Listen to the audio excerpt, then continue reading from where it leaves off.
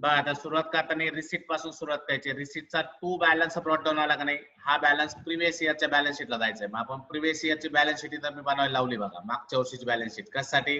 पण आपल्याला capital fund दिलेला नाही, तो शोधायचा आहे.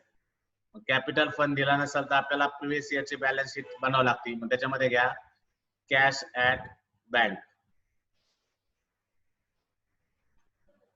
किती सांगितलंय कॅश ऍट बँक? बघ कॅश ऍट बँक त्यांनी 22,250 दिलाय. 22,250 घ्यायचा जुन्या बॅलन्स शीट मध्ये. Cash at bank 22,250. बघ कॅश ऍट बँक घेतला 22,250. मग आता आपल्याला कॅपिटल फंड शोधायचा का नाही, आपण एक काम करू, जुनं जेवढं आलं तेवढं सगळं मांडून घेऊ.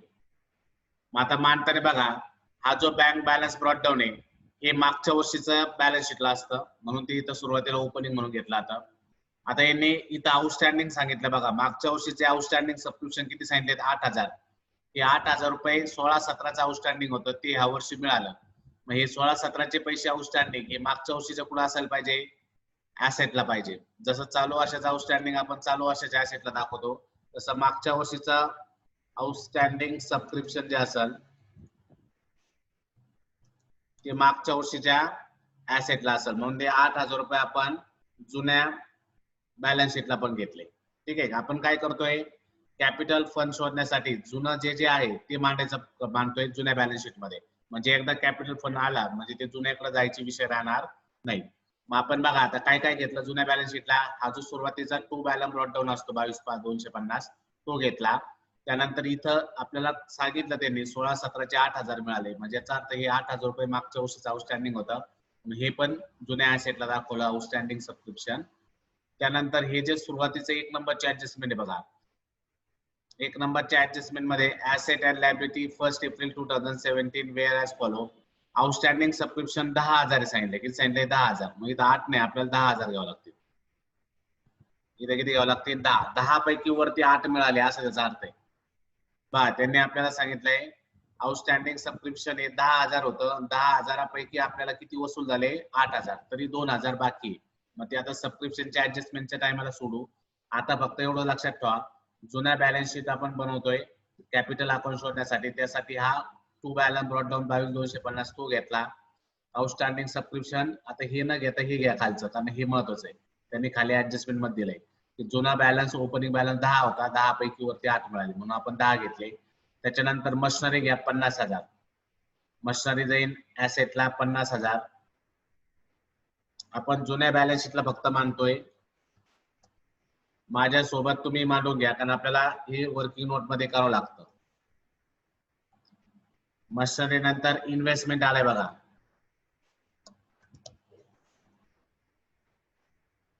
मशिनरी नंतर इन्व्हेस्टमेंट आलाय. किती इन्व्हेस्टमेंट? 3 लाख. इन्व्हेस्टमेंट घ्यायचं 3 लाख रुपये.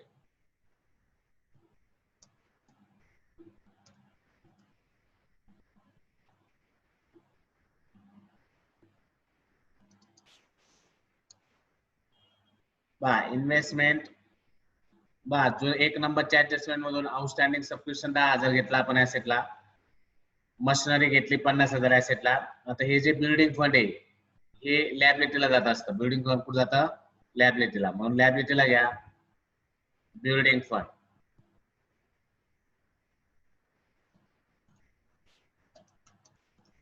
आपण फक्त हे जुन्या बॅलन्स शीटला मांडून राहिलोय. बिल्डिंग फंड आहे किती आलंय? Building fund 2,10,000. मग या ठिकाणी बिल्डिंग फंड घ्यायचं 2,10,000. आपण काय केलंय आणि कशासाठी केलंय ते नीट समजून घ्या. आपल्याला कॅपिटल फंड अकाउंट दिलेला नाही, त्यासाठी आपल्याला जुन्या बॅलन्स शीटून तो शोधावा लागेल. म्हणून आपण काय केलं, जुन्या बॅलन्स शीटला येणाऱ्या ज्या ज्या ऍसेट होत्या त्या मांडल्या, जुन्या बॅलन्स शीटला ज्या ज्या लायबिलिटी येत होत्या त्या मांडल्या. आता आपल्याला टोटल करायची, टोटल मांडून ते कॅपिटल फंड शोधायचा आहे. मग कॅपिटल फंड शोधण्यासाठी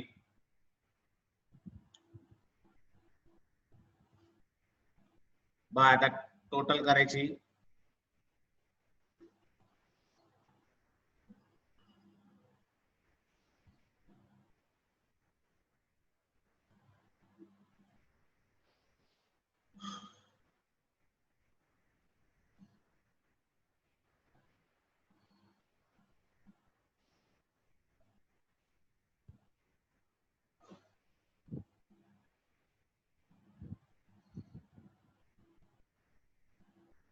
ऍसेटची टोटल घ्या,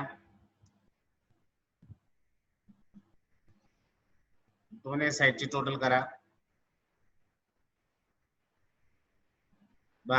कॅपिटल फंड शोधताना नेहमी ऍसेट बाजूच मोठी असती, पण ऍसेट बाजू मधून लायबिलिटी बाजू वजा केली म्हणजे आपल्याला कॅपिटल फंड भेटत असतो.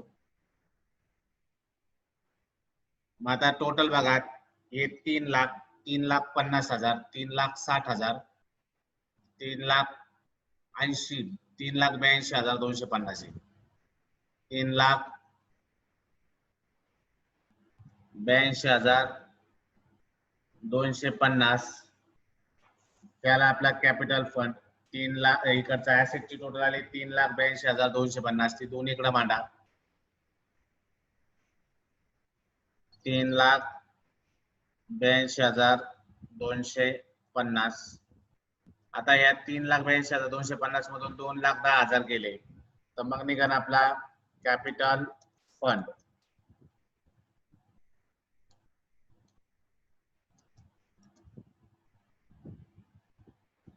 कंसात म्हणा बॅलन्सिंग फिगर. ठीक आहे, म्हणजे वजाबाकी केलं किती येईल कॅपिटल फंड? 3,82,250 मधून 10 गेले तर 1,72,250 येईल. 1,72,250 हे आपला काय निघाल कॅपिटल फंड. मग याचा अर्थ हा कॅपिटल फंड, कॅपिटल अकाउंट आपला आलाय. तर जुन्या बॅलन्स शीटवर सगळ्यात अगोदर प्रश्नामध्ये चेक करा कॅपिटल फंड अकाउंट दिला आहे का नाही. नसेल तर तुम्हाला अशा पद्धतीने बनावं लागेल. जुन्या बॅलन्स शीटचं जे होतं, मग जुनं काय काय होतं बघा. हा जो सुरुवातीचा टू बॅलन्स बटन असतो हे जुन्या बॅलन्स शीटचा असतं. आता हे खाली जर हे 10,000 नसते सांगितले तर आपण हे 8,000 घेतले असते जुन्या बॅलन्स शीटला, पण ऑलरेडी त्यांनी 10 सांगितलेत म्हणून सबस्क्रिप्शनचे 10 आपण जुन्या बॅलन्स शीटला घेतले. थोडक्यात हे जे ओपनिंग बॅलन्स सांगितलेलं असतात हे सगळं जुन्या बॅलन्स शीटचं असतं. 10,000 जुन्या बॅलन्स शीटला घेतले, मशिनरीचे 50,000 घेतले, बिल्डिंग फंड हे लायबिलिटीला घेतलं आणि इन्व्हेस्टमेंट घेतलं. हे सगळं जुन्या बॅलन्स शीटचं असल्यामुळे आपण हे काय केलं, या ठिकाणी जुन्या बॅलन्स शीटला ऍसेटला ऍसेट घेतली, लायबिलिटीला लायबिलिटी, ऍसेटची टोटल केली, त्या टोटल मधून लायबिलिटी मायनस करून आपला कॅपिटल फंड आला 1,72,250. मग आता हा जो आलेला कॅपिटल फंड आहे तो चालू वर्षाच्या लायबिलिटीला घ्यायचा. आलेला कॅपिटल फंड कुठे घ्यायचा? चालू वर्षाच्या लायबिलिटीला. मग इथं म्हणा कॅपिटल फंड चालू वर्षाच्या लायबिलिटीला कॅपिटल फंड घ्या 1,72,250.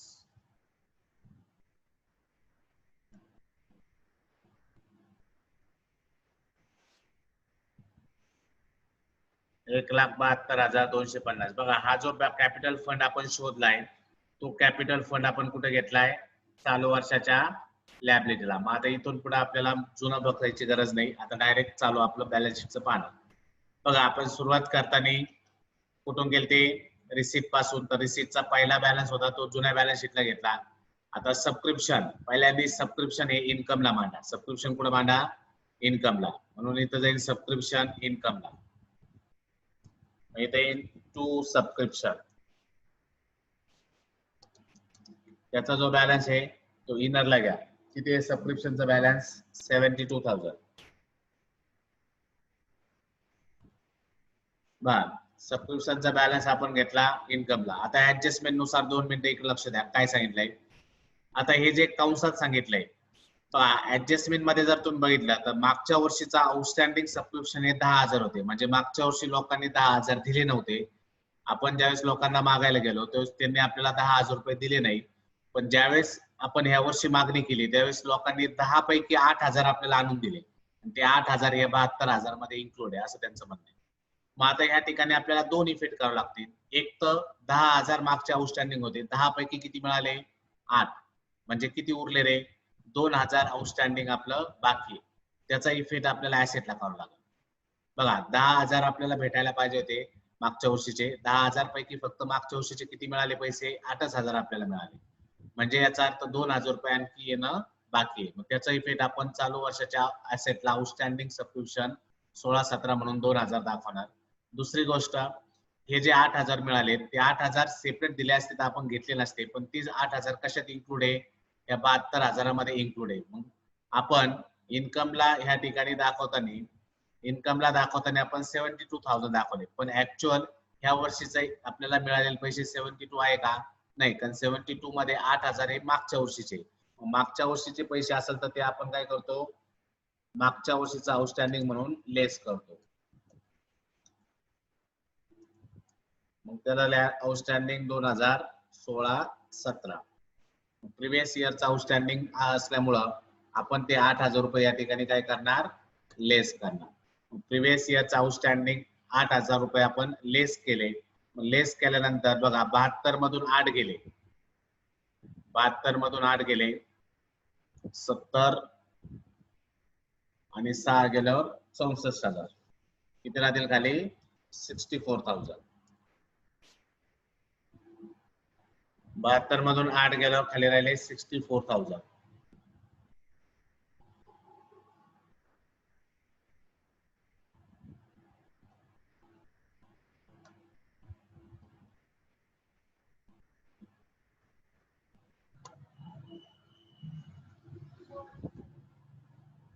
बघा मग आता सबस्क्रिप्शनच्या बाबतीत काय केलं नीट लक्षात घ्या. सबस्क्रिप्शन आपल्याला टोटल इथं 72 दाखवले, पण 72 कसे आले तर ह्या वर्षीचे 64 प्लस मागच्या वर्षीचे 8 असे मिळून ते 72 सांगितले. मागच्या वर्षीचे जे 8,000 होते ते काय केले आपण कट करून टाकले, कारण की मागच्या वर्षीचा इन्कम आपण चालू वर्षाच्या इन्कमला घेऊ शकत नाही, म्हणून 72,000 मधून प्रिव्हियस इयरचा आउटस्टँडिंग मिळालेले पैसे आपण कट केले. आता दुसरी गोष्ट, हे झाला पहिला इफेक्ट, मागच्या वर्षीचे पैसे इन्क्लूड असल्यामुळे आपण लेस केले. आता याच्यानंतर काय तर मागच्या वर्षीचे टोटल पैसे किती होते तर या ठिकाणी दिलेत बघा. मागच्या वर्षीचे टोटल पैसे 10,000 होते. बघा मागच्या वर्षीचे टोटल पैसे जर बघितले तर मागच्या वर्षीचे टोटल पैसे होते आपले 10,000. 10,000 रुपये मागच्या वर्षीचे येणं बाकी होतं. 10,000 पैकी फक्त आले किती रे? 8,000 आपल्याला आले. पहा हे जे 10,000 होते 10,000 पैकी फक्त आपल्याला मिळाले किती? 8,000. 2,000 रुपये अजून पेंडिंग आहे. किती रुपये पेंडिंग आहे? 2,000 रुपये अजून भेटायचे बाकी आहे. म्हणजे जे 2,000 रुपये आपल्याला भेटायचे बाकी आहे, कारण 10,000 मिळाले होते, 10 पैकी फक्त 8च मिळाले. किती पेंडिंग राहिले? 2,000. हे जे 2,000 आहे ते चालू वर्षाच्या ऍसेटला आउटस्टँडिंग सबस्क्रिप्शन म्हणून घ्यायचं.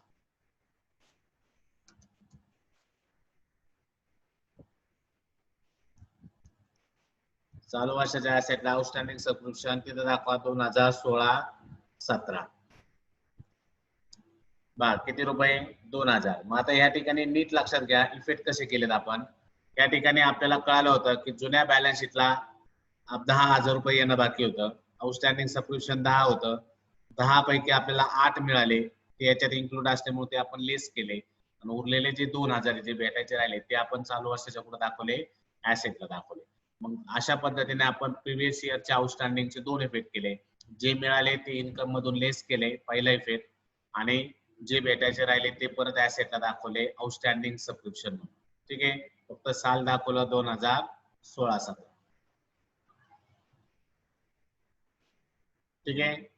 आता हे झालं बघा. मग प्रिव्हियस इयरचे लेस करून खाली 64,000 आले, पण खाली सगळ्यात शेवट एक ऍडजस्टमेंट आहे बघा.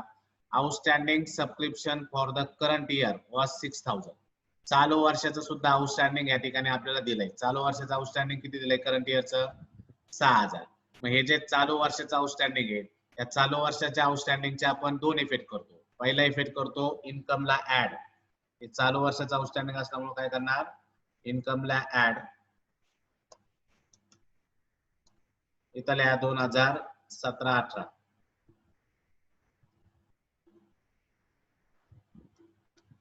चालू वर्षाचे जे काही 6,000 रुपये या ठिकाणी काय केले आपण ऍड केले. मग 64 मध्ये 6 ऍड करा, बाकीचे पैसे आउटरला घ्या. ऍडिशन करून आउटरला घ्यायचं. 64 मध्ये 6 ऍड केले, 64 6 झाले 70. ठीक आहे. मग आता हे जो चालू बघा प्रिव्हियस इयरचा आउटस्टँडिंगचे पैसे आपण लेस केले, चालू वर्षाचे आउटस्टँडिंगचे पैसे ऍड केले. आता हे जे चालू वर्षाचे आउटस्टँडिंग आहे त्याचा सेकंड इफेक्ट कुठे करतो आपण? ऍसेटला. चालू वर्षाच्या आउटस्टँडिंगचा सेकंड इफेक्ट कुठे करायचा? ऍसेटला. म्हणून इथं ऍसेटला घ्या 17-18 6,000 रुपये. बा मग चालू वर्षाच्या आउटस्टँडिंगचे 2 इफेक्ट आले. एक इन्कमला ऍड, सेकंड आला ऍसेटला. मग आता हे जे ऍड केलेले पैसे आहेत बघा, हे जे दोन्ही आउटस्टँडिंग आहे त्याचे एकत्रित करून टोटल बाहेर घ्या 8,000 रुपये. टोटल बाहेर येईल 8,000.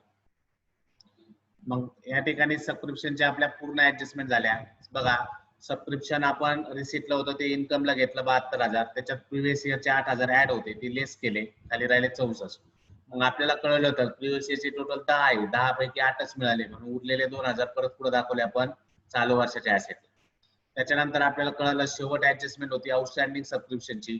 मग चालू वर्षाचा आउटस्टँडिंग असल्यामुळे आपण 6,000 रुपये इथं ऍड केले. 6,000 रुपये ऍड करून त्याचा सेकंड इफेक्ट आपण दाखवला इकडं ऍसेटला. 6,000 रुपये ऍड करून त्याचा सेकंड इफेक्ट पुढे घेतला आपण ऍसेटला. अशा पद्धतीने आपण आउटस्टँडिंग सबस्क्रिप्शनची ऍडजस्टमेंट क्लिअर केली. आता त्यानंतर पुढे बघा, सबस्क्रिप्शन आउटस्टँडिंग नंतर त्याच्या खाली आलंय सेल ऑफ मशिनरी. आता हे जे सेल ऑफ मशिनरी, किती रुपयाची मशिनरी विकली त्यांनी? 25,000ची मशिनरी त्यांनी 20,000 रुपयाला विकली. ही जी 25,000ची मशिनरी होती ती केवढ्याला विकली त्यांनी? 20,000ला. म्हणजे किती हजार रुपये लॉस झाला त्यांना? 25,000ची वस्तू त्यांनी 20,000ला विकली, 5,000 रुपये त्यांना बिझनेस मध्ये काय झाला? लॉस झाला. 5,000 रुपये त्यांना बिझनेस मध्ये काय झाला? लॉस. मग आता हे जे 5,000 रुपये लॉस झाला ते लॉसचा इफेक्ट बघा. मग आता याची इफेक्ट कशी करायचे? आपल्याला एक कळालं 25,000ची वस्तू त्यांनी 20,000ला विकली म्हणजे 5,000 रुपये लॉस झाला. मग जर ऍसेट विकल्यानंतर लॉस झाला तर त्याचा इफेक्ट करायचा असतो एक्सपेंडिचरला. जर इन्कम झाला असता तर त्याचा इफेक्ट केला असता आपण इन्कमला. मग आता या ठिकाणी लॉस झाल्यामुळं इथं लिहा to loss on sale of furniture. किती रुपये लॉस झाला त्यांना? 5,000. मग तेवढे 5,000 इथं दाखवायचे. ही झाला पहिला effect. Loss on sale of furniture. आपल्याला कळालं की या ठिकाणी आपण फर्निचर विकलं, फर्निचर विकल्यामुळे आपल्याला 5,000 लॉस झाला. मग लॉसचा पहिला इफेक्ट पुढे करायचा एक्सपेंडिचरला. मग आता बघा कसं सोडवतोय मी. 2 मिनिटं बघा. आपला 25,000चं फर्निचर विकलं 20,000 रुपयाला म्हणून 5,000 रुपये लॉस झाला. लॉस दाखवला आपण एक्सपेंडिचरला. मग आता दुसरा इफेक्ट काय करायचा? ते हे 25,000 रुपये जे आहेत ते ऍसेटला फर्निचर मधून लेस करायचे. पहिला आता जुनं फर्निचर दिलंय का इथं? कुठं नाही दिलेलं आहे. पण या ठिकाणी एक फर्निचर आलंय बघा पेमेंट साईडला. पेमेंट साईडला त्यांनी ह्या वर्षी फर्निचर परचेस केलं तर 62,000चं. किती रुपयाचं फर्निचर परचेस केलं तर? 62,000चं फर्निचर त्यांनी परचेस केलेलं आहे. जुन्या बॅलन्स शीटला बॅलन्स दिसतोय का फर्निचरचा? नाही. याचा अर्थ या वर्षी त्यांनी 62,000चं फर्निचर परचेस केलं आणि त्यातलं 25,000चं विकलंय. आलं लक्षात? असं ते गृहीत धरा. मग आता पहिला इफेक्ट आपण बघा. आपल्याला सगळ्यात अगोदर हे फर्निचर जे आहे ते पहिल्या ऍसेटला मांडा 62,000. हे जे फर्निचर आहे त्या ऍसेटला घ्या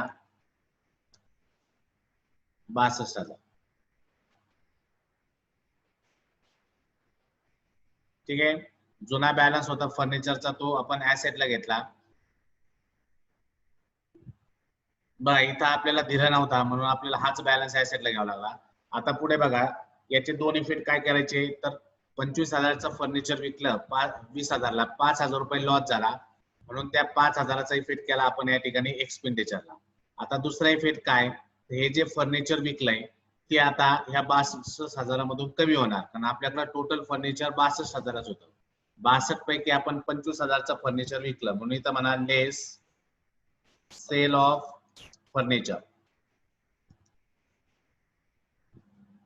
जे फर्निचर आपण विकलं ते या ठिकाणी मायनस करा. मग किती हजारचं फर्निचर विकलं आपण?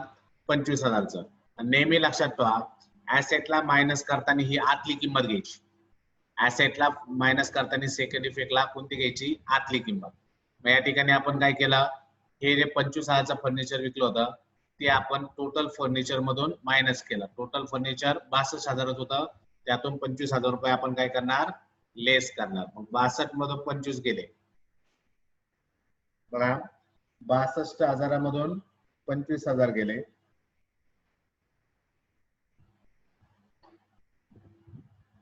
किती राहणार टोटल?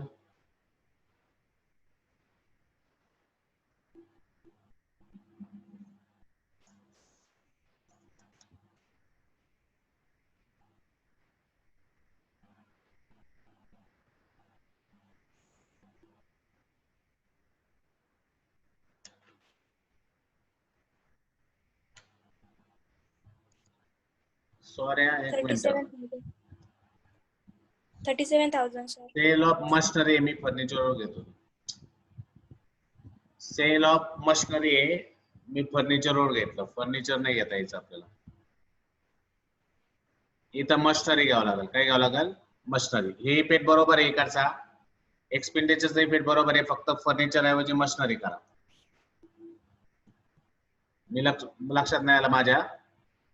बघा रे इथं मशिनरी ना मशिनरी घ्या. मशिनरी मग मशिनरीचा खाली बॅलन्स आलाय बघा 50,000. 50,000 तिथे घ्यायची.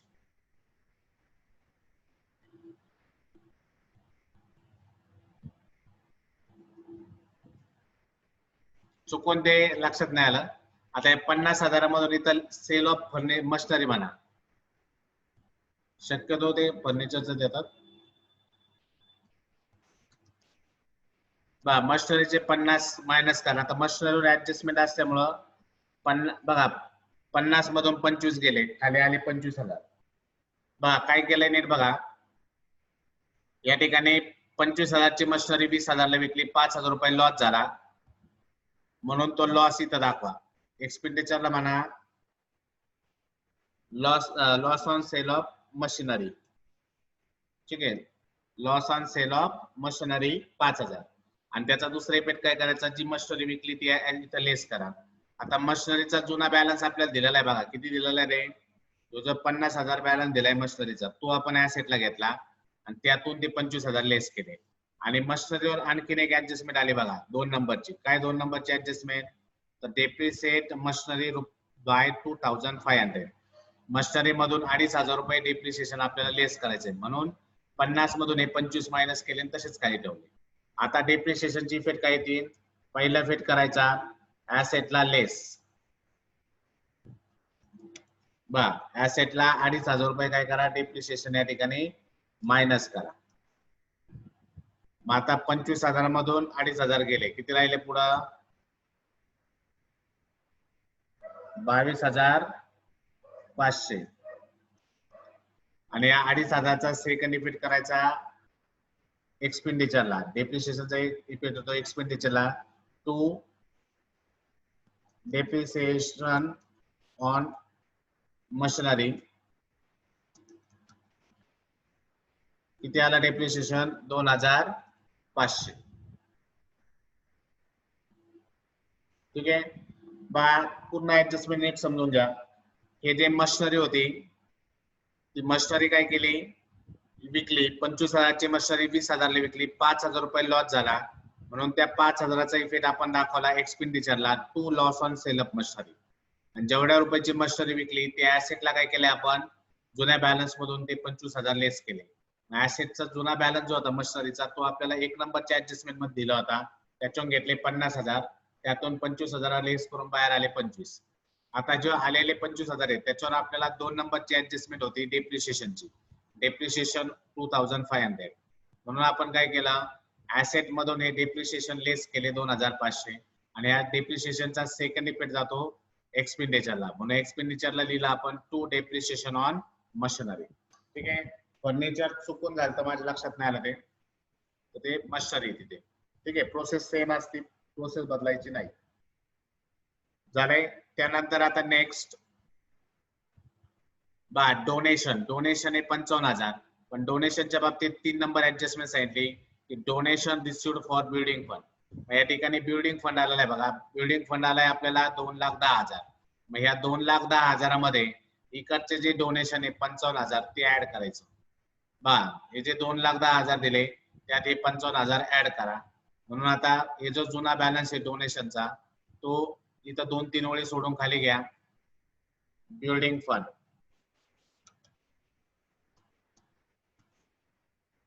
बिल्डिंग फंड घेतले आपण 2,10,000 जुना बॅलन्स.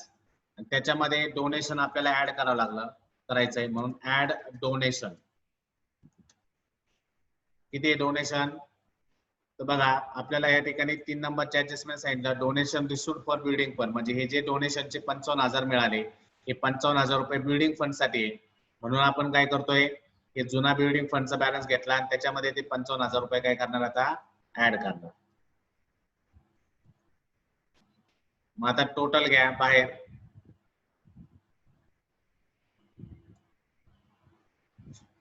2,10,000 जे होते त्याच्यामध्ये 55 ऍड केले म्हणजे 2,65,000 झाले.